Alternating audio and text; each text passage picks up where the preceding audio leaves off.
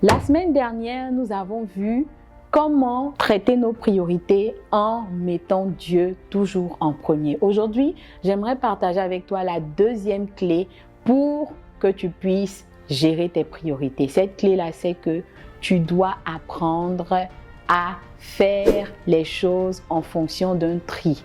Tu dois trier tes activités. Tu as un certain nombre de choses à faire, fais un tri. Qu'est-ce qui est important et qu'est-ce qui est urgent? Il faut que tu puisses faire la différence entre l'urgent et l'important. Lorsque tu es face à des priorités que tu dois traiter, il ne faut pas fonctionner selon le degré d'urgence ou au terme ou au temps de la pression qui est autour de toi.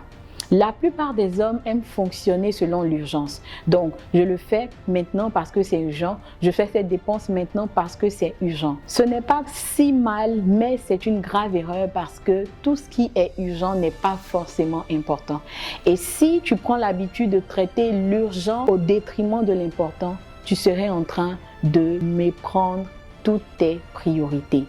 La sagesse voudrait que tu fasses ce qui est important au détriment de l'urgent, que tu sacrifies l'urgent pour l'important. Jésus a dit à Marthe dans le livre de Luc chapitre 10 que Marie, qui était assise aux pieds du Seigneur à l'écouter, a choisi la bonne part, celle qui ne lui sera pas ôtée. Tu as l'opportunité de faire plusieurs choses, les choses urgentes comme les choses importantes, mais tu dois investir dans les choses importantes, les choses qui ne seront pas ôtées. Comment tu reconnais qu'une chose est la chose importante? Comment faire la différence entre l'urgent et l'important?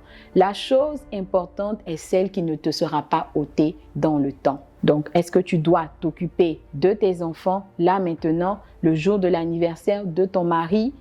Eh bien, laisse les enfants un peu et occupe-toi du mari.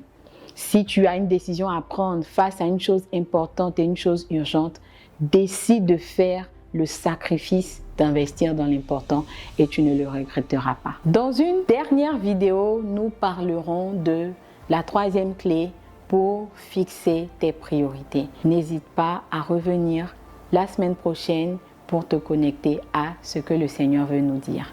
Que Dieu te bénisse.